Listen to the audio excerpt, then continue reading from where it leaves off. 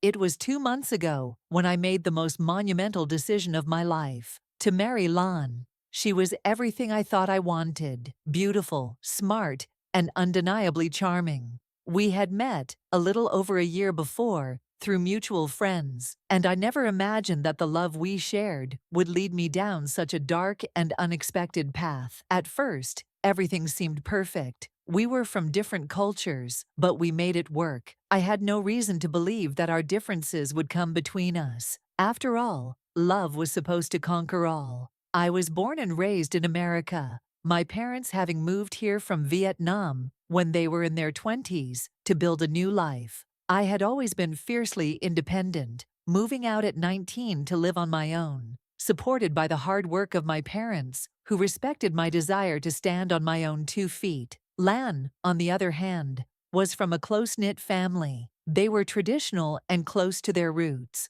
a culture that emphasized the importance of family and togetherness. This meant, in their view, that after marriage, the couple would move in with the bride's family. This was normal in Lan's culture. When Lan brought up the idea of living with her family after our marriage, I hesitated. I wasn't sure how I would feel about sharing space with not only her, but also her parents. In America, it was rare for married couples to live with their parents, and I valued my privacy. We had discussed it several times, and I told her that I didn't think I would be comfortable with it. I valued our independence, and the idea of having no privacy made me uneasy. Lan was understanding but persistent. She explained that it was a cultural norm for her, and that it would mean a lot to her family if we could live together. I respected her wishes, but I made it clear that this was a huge compromise for me. She reassured me that we could try it out for a few months, and if I wasn't comfortable, we could move out and find our own place. I agreed, thinking that perhaps the experience would be different once we were married. After all, I was in love with her, and love often means compromise. The wedding itself was small, but intimate. It was everything I had imagined, except that it wasn't.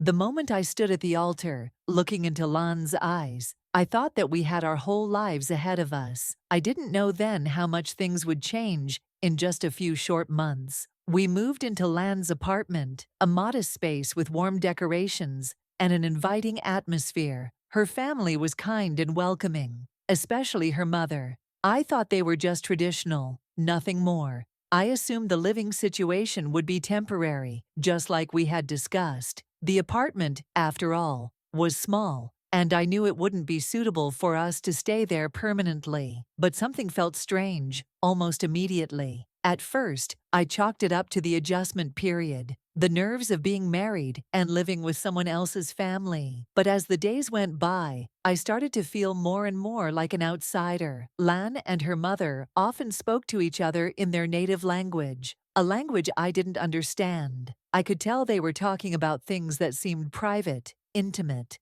At first, I didn't mind it. It was their way of connecting. But then it began to bother me. I started asking Lan about it. I wanted to learn the language so that I could understand them and be a part of their conversations. I felt left out, but every time I brought it up, Lan would dismiss my request. "It's not necessary," she would say with a smile. "You don't need to know." I persisted, telling her that I wanted to be part of her world, part of her family's world. I thought that learning the language might help me bridge the gap. But she kept refusing. There was something in her refusal that didn't sit well with me. It was like she was intentionally keeping me at a distance, and I didn't understand why. As time went on, things didn't improve. The feeling of alienation grew stronger. Lan's mother and she would frequently talk in their language, and I couldn't help but feel excluded. I asked my wife about it once more, but she brushed it off, saying it was just a family thing, something they did out of habit. But I could sense that there was more to it. Why wouldn't she let me be a part of it? Then one night, I overheard something that would change everything. Lan's mother was speaking harshly to her. I couldn't understand all of the words, but I recognized the tone of urgency. The phrase, "get it done," echoed in my mind. I couldn't understand what they were discussing, but the tone made it clear that it was something serious. I tried to ignore it, to convince myself that I was overthinking things, But the next day, I couldn't stop thinking about it. What was going on? Why was her mother so insistent? And why wouldn't Lon tell me what was happening? I needed answers. Later that day, I reached out to a coworker, Emily. Emily was from the same country as Lan, and she spoke the same language. I hadn't heard Emily speak her native language much before, but I thought she might be able to help me understand what was happening. I couldn't keep pretending that everything was fine when it clearly wasn't. I asked her to help me translate a few lines from a conversation I had overheard. Emily agreed, and when she listened to the recording, her face went pale. This isn't good," she said softly. "What do you mean?" I asked, my heart pounding in my chest. Emily looked at me with concern. "That's your wife and your mother-in-law, right?" "Yes," I replied, feeling a wave of dread creeping over me. She nodded. "They're discussing you. Your wife is being pressured by her mother to open a joint bank account with you, and they're planning to track how much money you have. This is a financial scam." I couldn't believe it. My head spun. My wife? The woman I had married? The woman I loved? Was she really doing this to me? "What else are they talking about?" I asked, my voice shaking. Emily paused before answering. "Your wife is being told to get a green card through your marriage. Her mother is insisting that she prove that you can support her financially in order for her to get the green card. They're trying to manipulate you." My mind was racing, processing everything at once. This couldn't be true. Lan had never once told me that she wasn't a U.S. citizen. She'd always spoken about how she grew up here, how she had always felt at home in America. I had no idea that she was using me, using our marriage, to get something out of me. Emily looked at me with sympathy.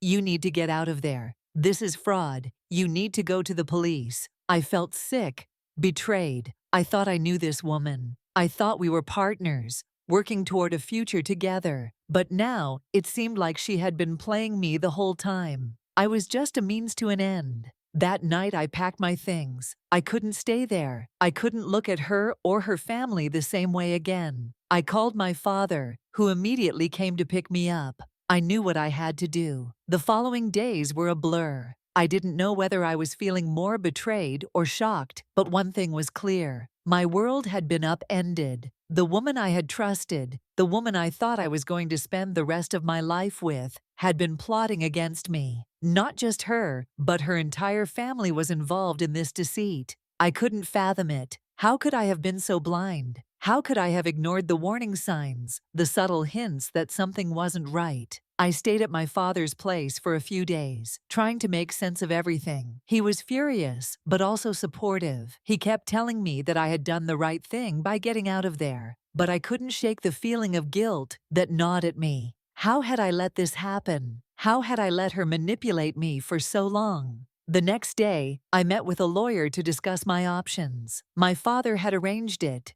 and I knew it was the right thing to do. The lawyer listened to my story, taking note of every detail, and after hearing everything, he suggested I file for an annulment as soon as possible. He explained that a divorce would be complicated, but an annulment would be quicker and more straightforward, especially given the fraudulent nature of the marriage. That night I received a text message from Lan. She had been calling me nonstop, but I had refused to pick up. I couldn't bring myself to speak to her, not after everything that had happened. The text was brief, just a few words. "We need to talk, please." I stared at the screen, my heart pounding. I knew this was coming. She had to know that I was onto her by now. I debated whether or not to respond, but in the end, I decided against it. I didn't need to hear her lies anymore. There was nothing left to say. The next day, I spoke with my lawyer again. He advised me to stay away from Lan and her family. He explained that anything I said or did could be used against me, and that this was a legal matter now. The more distance I put between myself and the situation, the better. It wasn't long before my parents got involved. They were both devastated by what had happened, especially my father. He blamed himself, telling me that he should have seen the signs, but I reminded him over and over that this was not his fault. He had done nothing wrong. He couldn't have known that Lan and her family had been playing this game behind my back. Lan called me again, this time leaving a voicemail. Her voice sounded desperate, pleading, but there was something else in it, something I couldn't quite put my finger on. Was it guilt, or was it just the sound of someone trying to cover up their tracks? "Please," she said, her voice trembling. "I never meant for any of this to happen. I swear, we can work this out. We can fix everything. Just please talk to me." I played the voicemail over and over in my head. At one point, I almost called her back. I almost gave in, hoping that maybe she was telling the truth. But then I remembered everything. The lies, the deceit, the manipulation. No matter how much I wanted to believe her, I knew I couldn't. I had been played, and I wasn't going to let her get away with it. I spent the next few weeks sorting through my feelings. The initial anger was fading, replaced by a deep sense of betrayal. I couldn't believe I had been so blind. I couldn't believe I had let someone use me like this. But it wasn't just about me anymore. It was about the people she had hurt, the people she had lied to. This was bigger than just our relationship. This was fraud. I started looking into her family. As I did, I discovered something that made my blood run cold. This wasn't the first time they had done something like this. There were other cases of marriage fraud, other victims, some of whom had never even known they were part of a scam. They targeted people like me, lonely, financially stable individuals who lived alone and were desperate for love. My ex-wife and her family had a whole network of victims, all carefully chosen, manipulated, and discarded once they had what they wanted. The realization hit me hard. I wasn't just a fool for marrying her. I had been chosen, manipulated from the very beginning. They had researched me, my family, my finances, and my routines. I was just another victim in their sick, calculated plan. I called Emily again, my coworker who had helped me translate the recording. I needed to talk to someone who understood. I couldn't go through this alone. When I told her what I had found out, she was equally horrified. "This is much bigger than you think," she said. "Your wife wasn't just trying to manipulate you for a green card. This is an entire fraud operation. It's been going on for years." I felt sick. The realization that this wasn't just about me, that I was part of something much larger, made everything feel even worse. But Emily reassured me that I had done the right thing by getting out. She helped me find a support group for victims of marriage fraud, a community where people shared their stories and gave each other strength.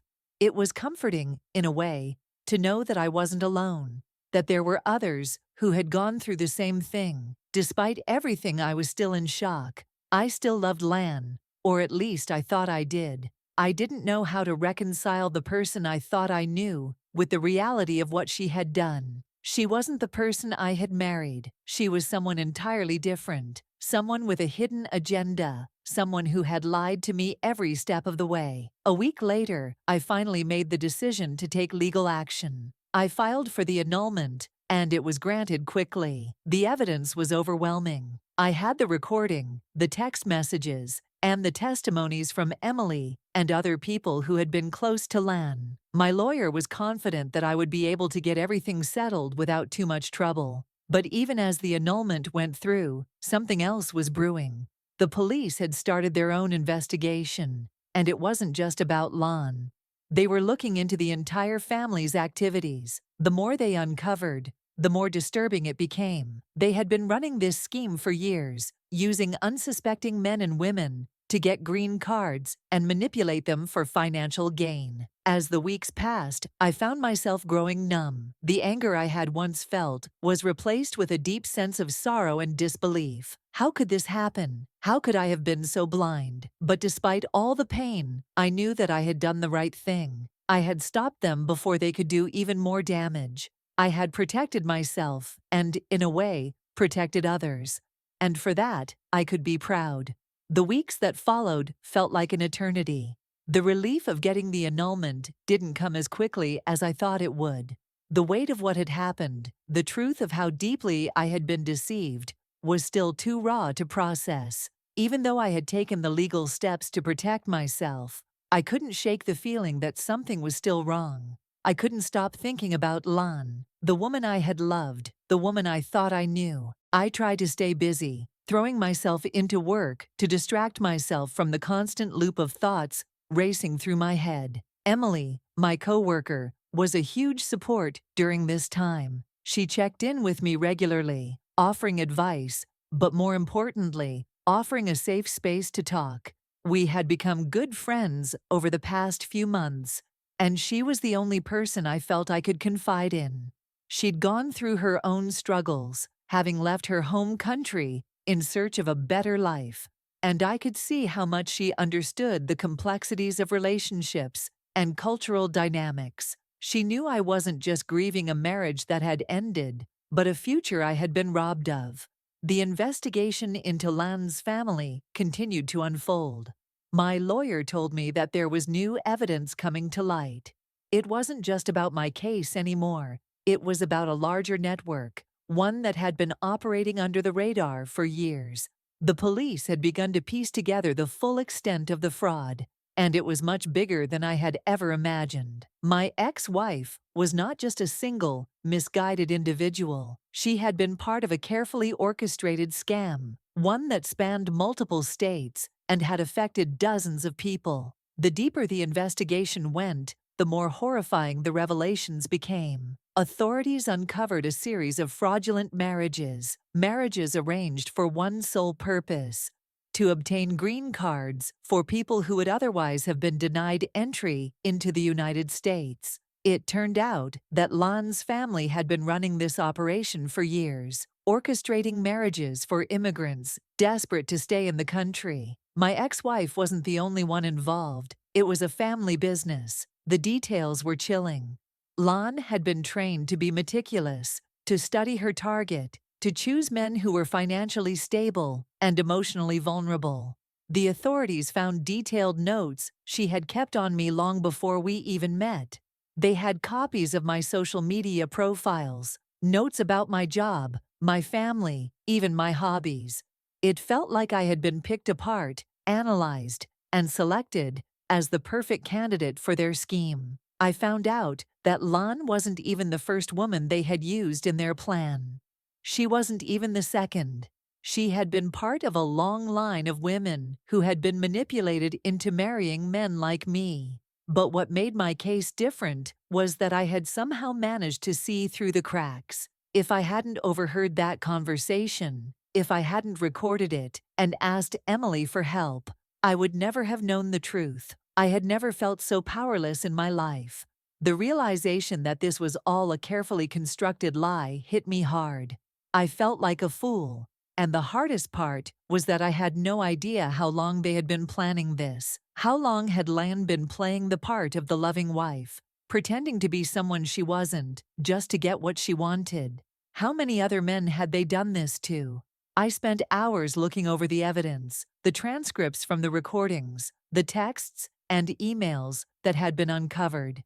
It was a lot to process, but the more I learned, the more I realized that I had been lucky. I had gotten out before it was too late, but for the other men who had been manipulated and deceived, the damage was done. And that was what haunted me the most.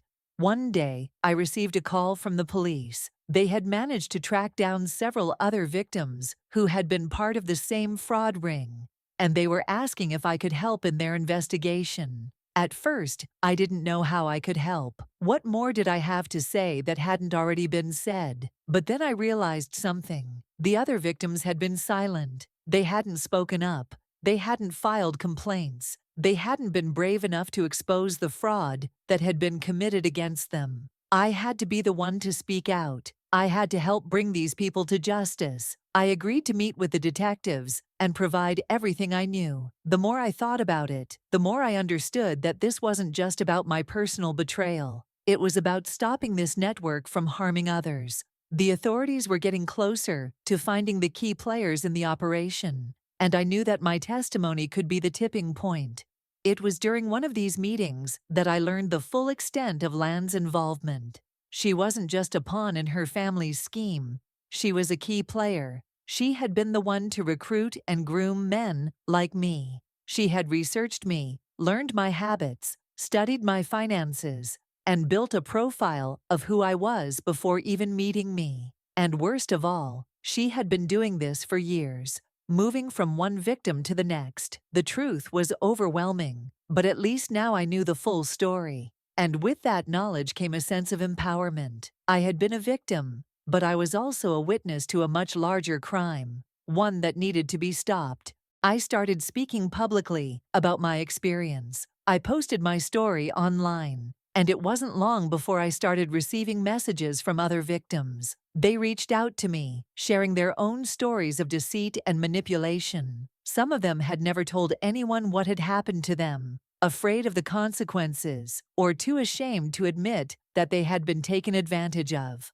One man in particular reached out to me. His story was eerily similar to mine. He had married a woman who, unbeknownst to him, had been part of this same network. He had lost everything: his savings, his trust in people, and most painfully, his sense of self. We talked for hours, and I could feel his pain echoing my own. He was devastated, but he was also grateful that someone had finally spoken up. Together, we were able to bring his case to the authorities. And with his help, the investigation grew even larger.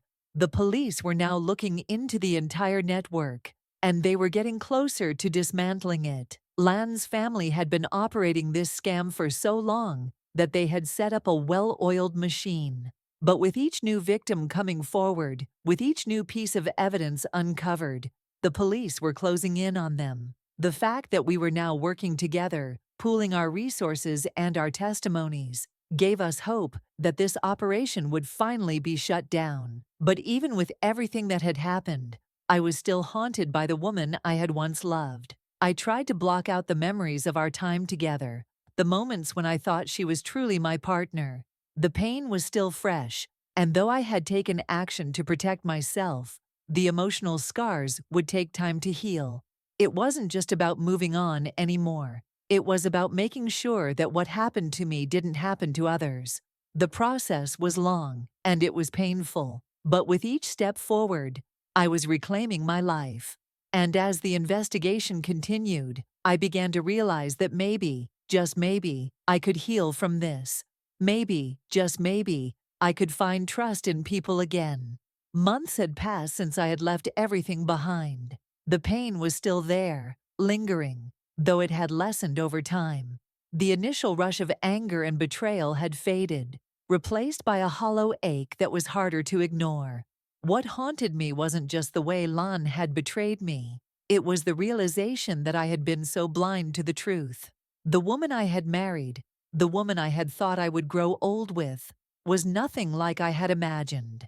She had used me, but worse still, she had used my trust to exploit me.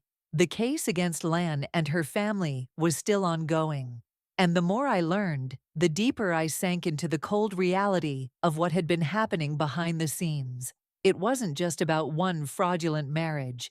It was a business, a network of people who preyed on vulnerable individuals like myself, manipulating them for their own gain. And as much as I wanted to forget about it all, I couldn't.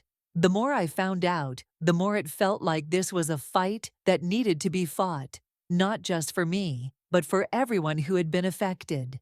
Emily, my coworker, had been a constant presence throughout this. She had been my anchor during those dark days when I couldn't bring myself to face what had happened. But as time went on, I realized that the truth of what had happened was still sinking in, layer by layer. I began questioning everything. Every decision I had made, every moment I had spent with Lan, were they all just lies? Every argument we'd had, every sweet word she'd whispered to me, were they just part of the performance? It was hard to trust my own memories when everything had been built on such a shaky foundation. But Emily had been there for me. She continued to check in, listening when I needed to talk, and encouraging me to keep moving forward. She helped me realize that even though I had been a victim, that didn't define me. It wasn't who I was. I was more than just someone who had been manipulated. I was someone who had fought back, someone who had survived. There were days when I still felt the weight of it all. I would catch myself thinking about Lan, wondering where she was, what she was doing now, And then I'd remember the truth, the reasons why I had to walk away. There was no room for someone like her in my life, someone who had only used me as a means to an end. It was during this time that I decided to take the next step in my healing process. I wanted to help others. I had been a victim, yes, but I wasn't going to stay that way. I couldn't. The thought of other people going through the same thing, of other men being tricked and manipulated the way I had been, pushed me to act. I had to do something.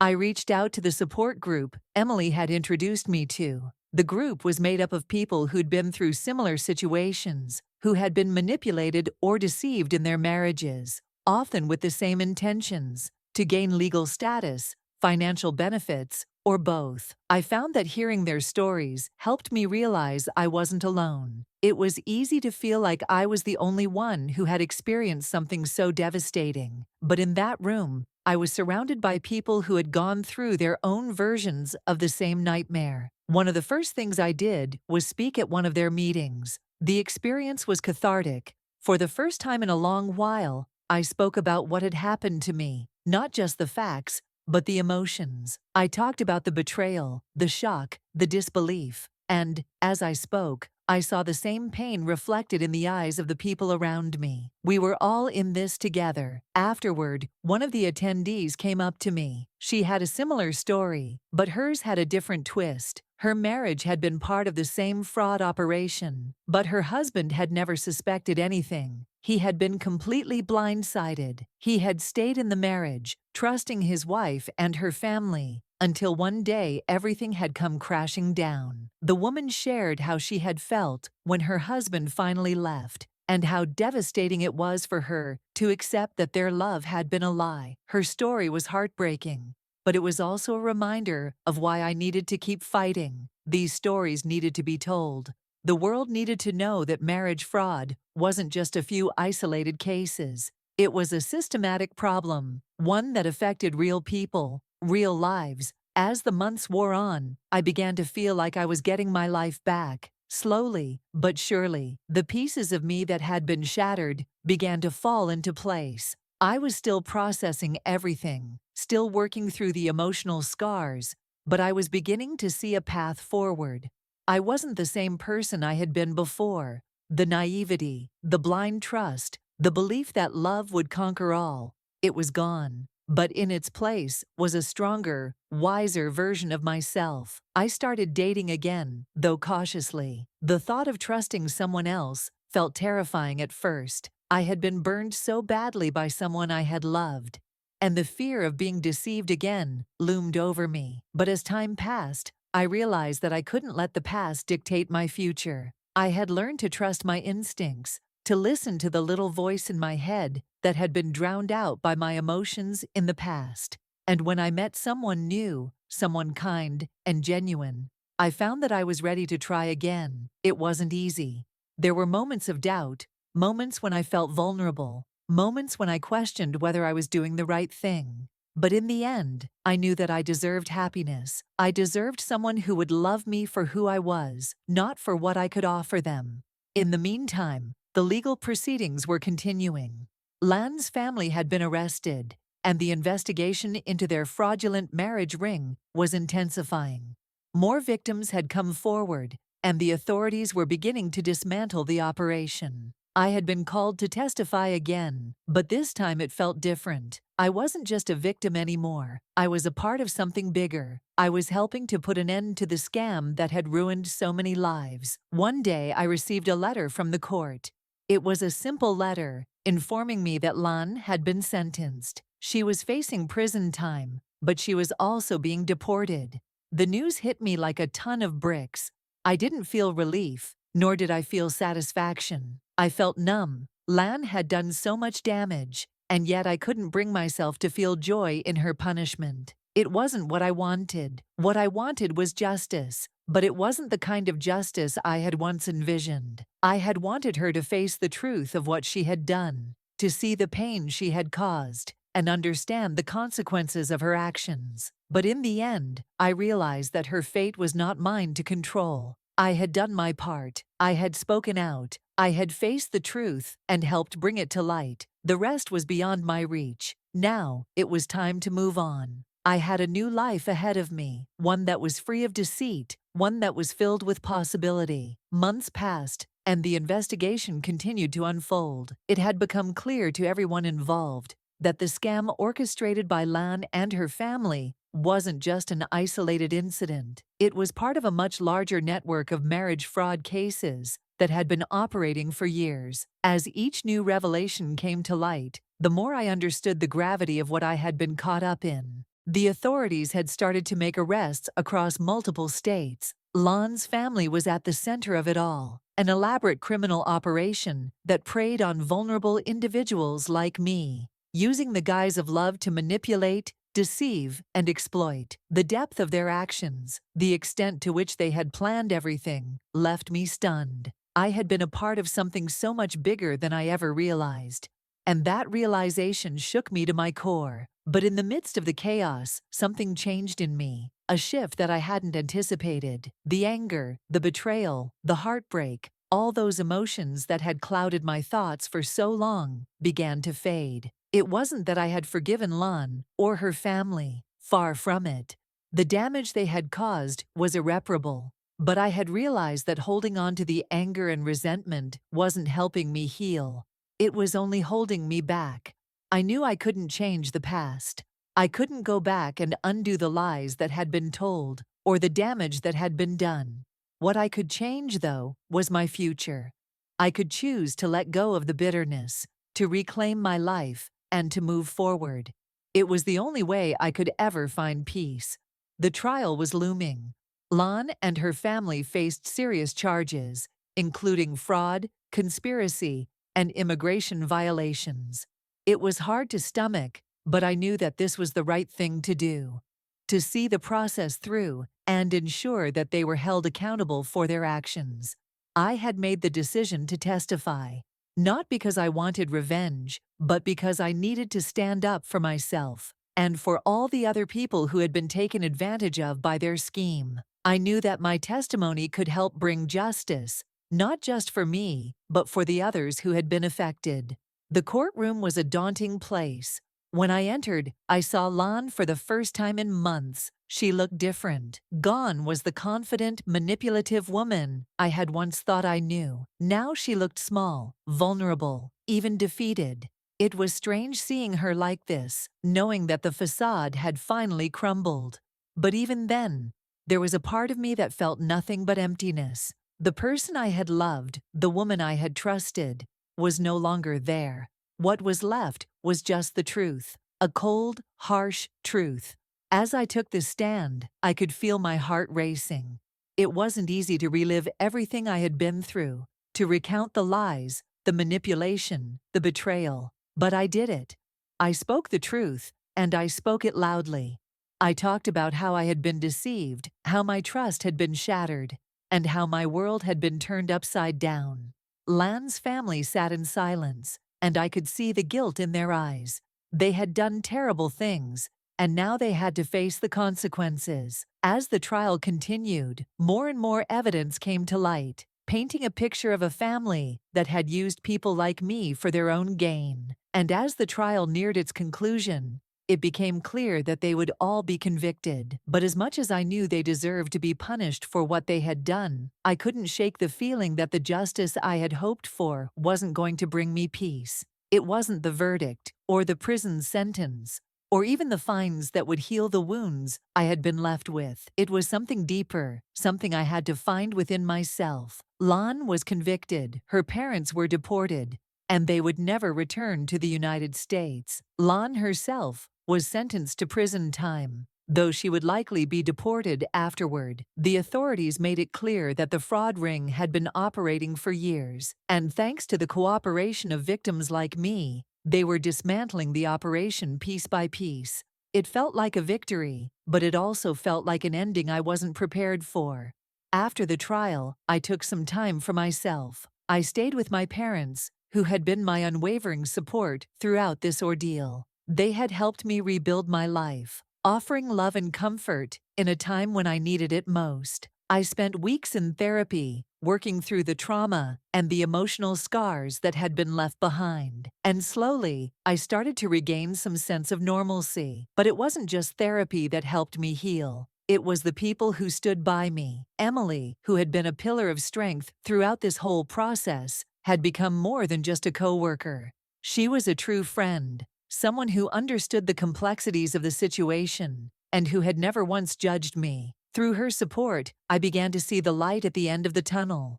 As the months passed, I realized that I was ready to move on. I was ready to let go of the past and open myself up to the future. I started dating again, cautiously at first, but with more confidence than I had felt in a long time. I had learned to trust my instincts, to ask the tough questions, and to take my time before jumping into anything. I was also starting to learn the languages I had always wanted to learn: Spanish and Mandarin, languages that represented new possibilities for me, new ways to connect with the world. I found that language wasn't just a tool for communication. It was a bridge to new experiences, new relationships, and a new sense of self. I even considered becoming a translator, something I never would have imagined before. But most importantly, I learned to trust myself again. The man I had been before this ordeal was someone who had been naive, someone who believed in love without questioning the motives behind it. The man I was becoming was someone who understood the value of self-respect, of standing up for what was right, and of not letting anyone take advantage of my kindness. And when I finally looked back on the experience, I realized that the pain, the anger, the hurt, they had all been necessary. They had shaped me into who I was now, a stronger, more aware version of myself. It had been a long journey, but as I stood at the edge of this chapter of my life, I felt a sense of peace wash over me. I had been through the worst, but I had come out the other side. And now I was ready for whatever came next. I had learned the hard way that love isn't just about chemistry or attraction. It's about trust, respect, and transparency. And while I would never forget what had happened, I knew that it no longer had a hold on me. Life was unpredictable, but I was ready to face it head on.